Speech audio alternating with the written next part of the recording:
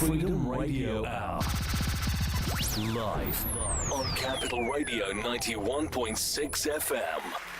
All right, everybody. Welcome to another edition of the Freedom Radio Hour. I'm your host, DJ Adam Cruz, and we're live and direct right here on Capital Radio 91.6 FM, the Heartbeat of Sudan, and on the web at dwildmusicradio.com. I want to send a shout out to my co-host, Eddie Nicholas, who's off for this episode. I have so much to discuss, but first, let me take a moment and let our listeners and our viewers know that the Freedom Radio Hour is here is not only giving you fantastic music, but we're also here to be your number one source for music, business news, and trends from around the globe. You see, if you're an artist, if you're a DJ, a songwriter, a promoter, or even just a music enthusiast, this show is for you. We discuss royalties, publishing, and the latest regarding what's happening with streaming.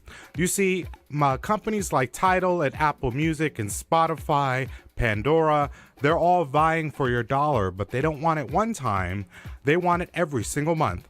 In particular, let's talk about some things that should be happening in 2017. In 2017, we should be looking at a few trends that I want to let you guys know about.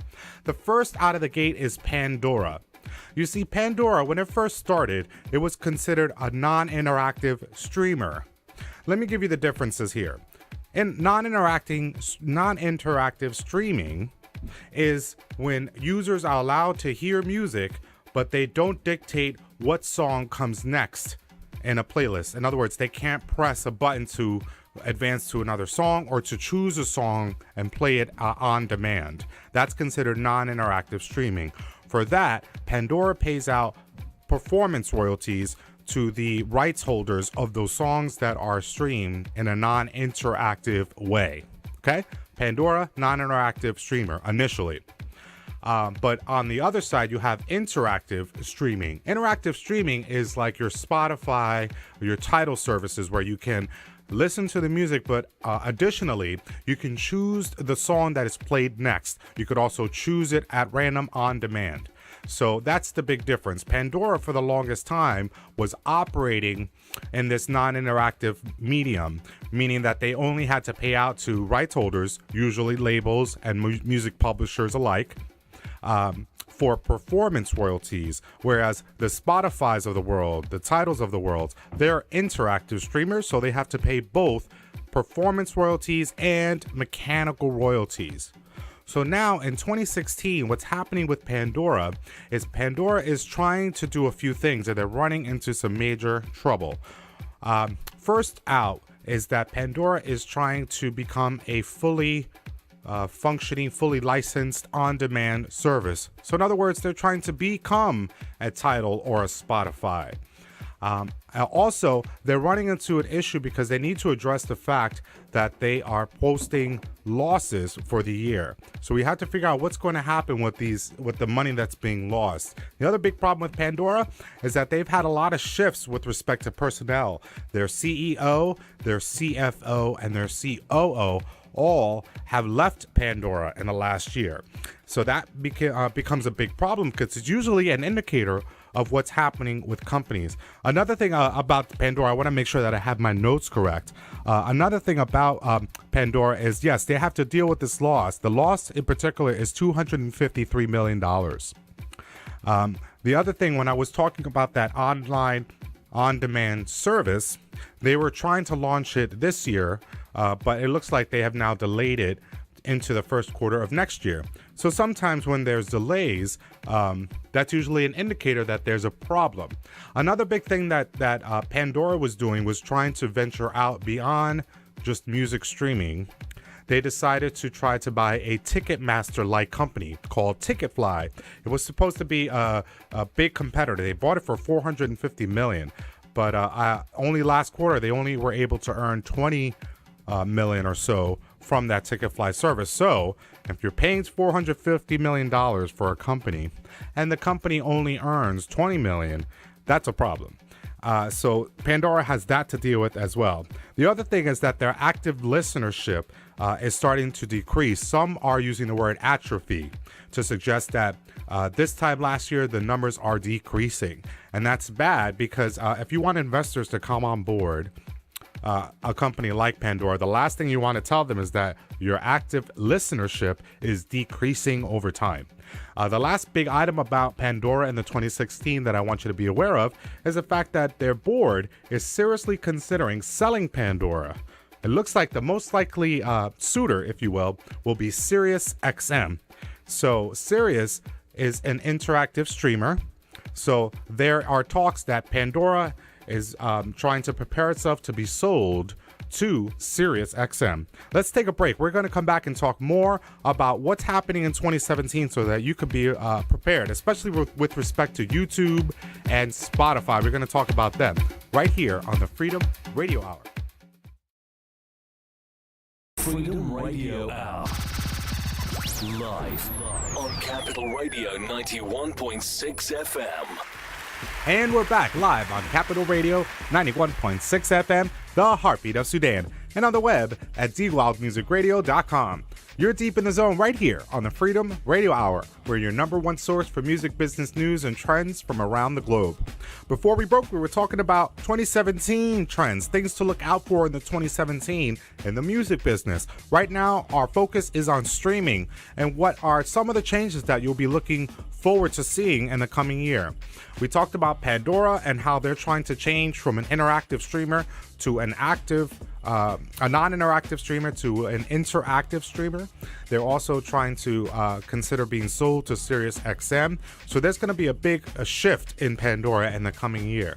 Another company that's looking to see what they can do about some of their issues is YouTube. You see, YouTube this year has been proudly praising their efforts to pay out to labels.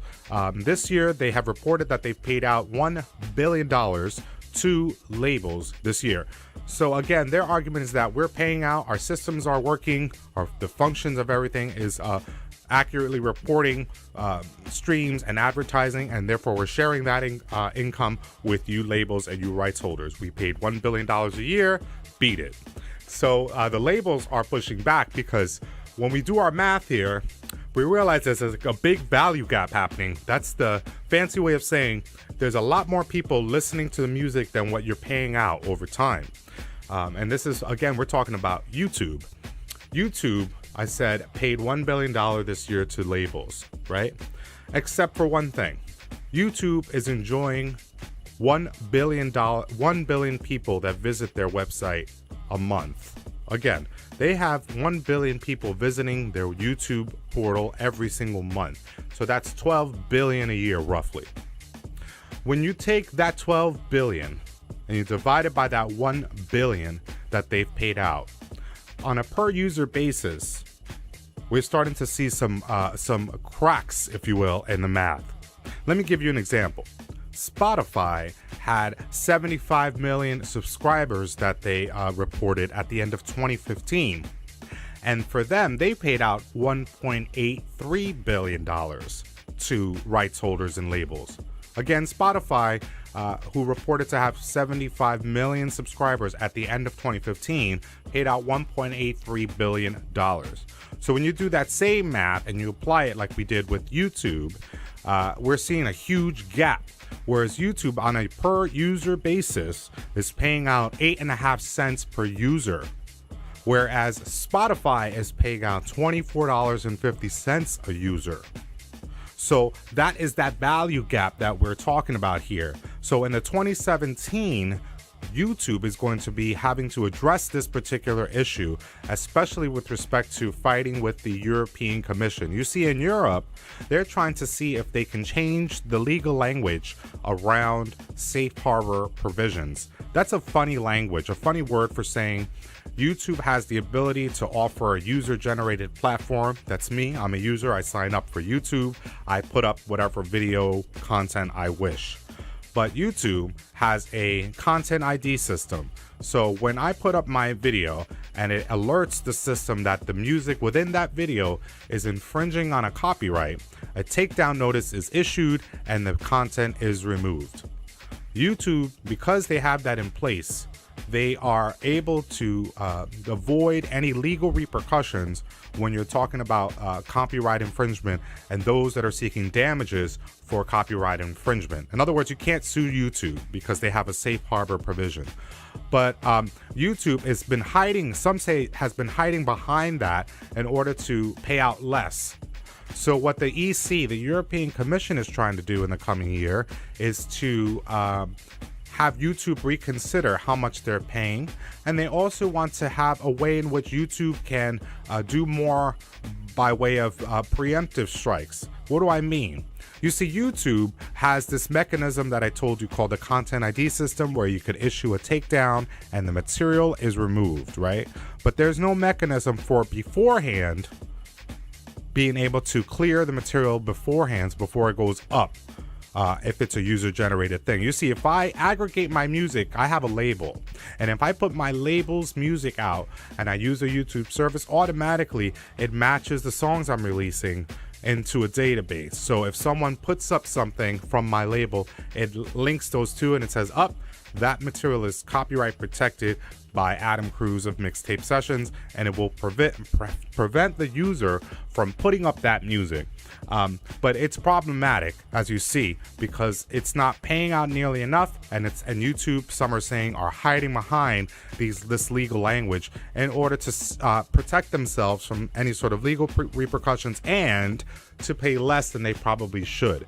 So this affects, if the European decision around this changes and YouTube is forced to reconsider their safe harbor position, I definitely feel that this is going to affect what happens here in the States. Let's take another break. When we come back, we're going to talk not only about YouTube a little more, but also what's happening with respect to Spotify. Right here on the Freedom Radio Hour, your number one source for music, business news, and trends from around the globe. Freedom Radio Hour.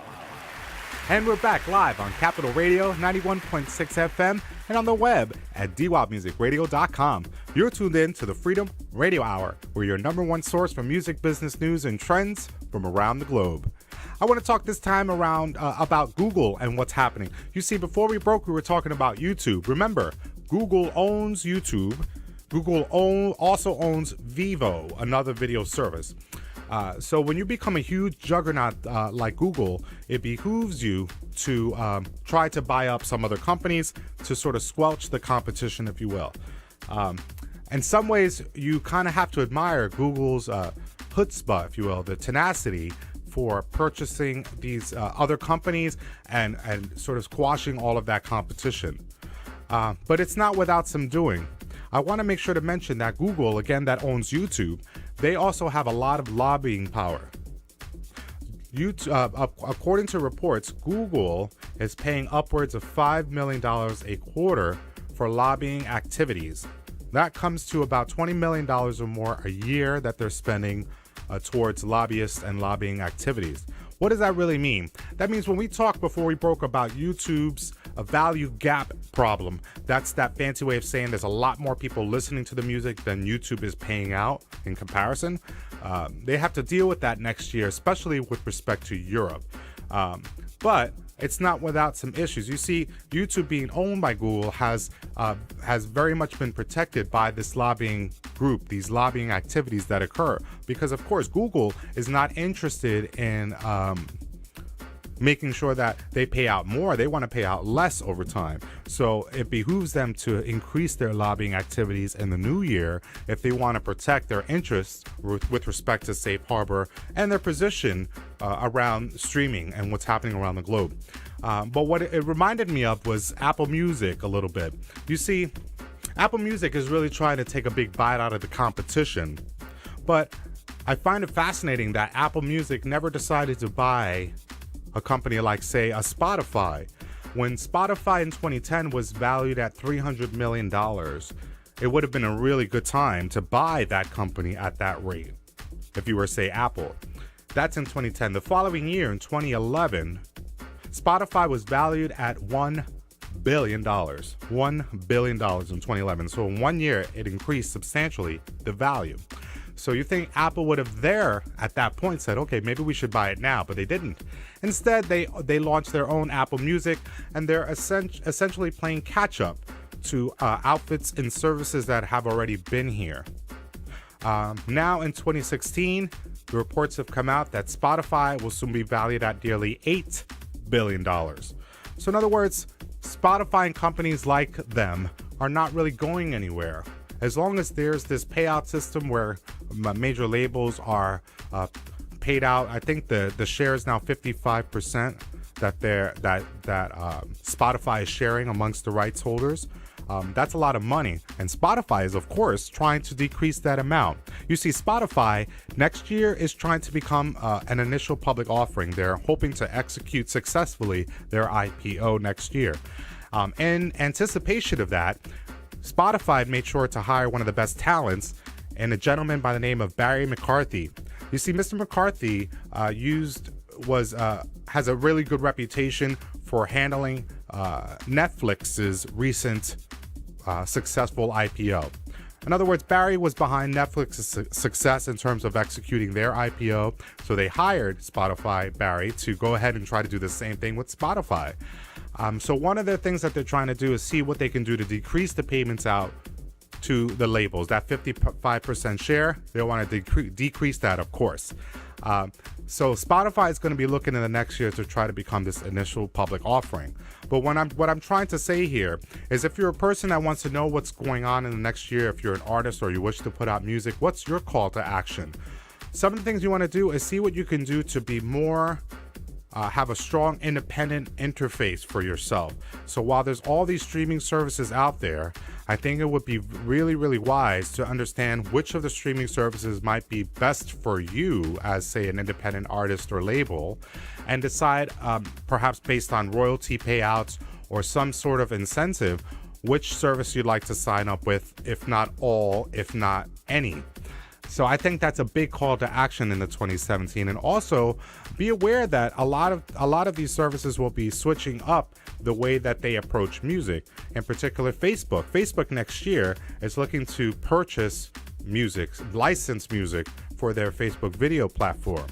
They went as far as to put out a call to hire a global music boss, if you will, a global music licensing boss. So Facebook too is trying to figure out what they're going to do to clear any music concerns that might exist in their video platform, because Facebook has billions of people that are visiting their site and using their site, that they too want a bite out of that YouTube money that we talked about earlier. They too want to be able to enjoy record-breaking profits. I mean, who doesn't? But for us as an independent artist, we have to understand that a lot of the services that were only music censored are going to be changing in the new year to offer different kinds of media, video, films, art projects, etc. So that's what we're going to be looking at. Why is that a problem for musicians? Because if there's more out there, we'll have to see how much of that pie is paid out to the music side of things. It doesn't seem like it's going to increase over time. It'll decrease over time. So we have to do some other things to make up for that loss of money. We're going to be talking about that and more in future episodes here at the Freedom Radio Hour, but that's all the time we have for today. Thank you so much for tuning in. I want to make sure that you visit freedomradiohour.com and post a comment under everything that we're posting, because we like to hear what you have to say. Also, make sure to make it your business to download our free app for Android and iPhone users.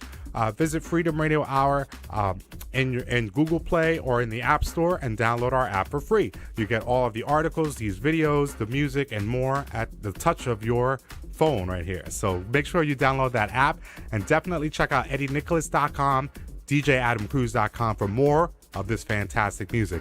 Have a great weekend and a great week ahead. Thank you for tuning in. Capital Radio 91.6 FM, the Heartbeat of Sudan, and on the web at dwildmusicradio.com. Peace.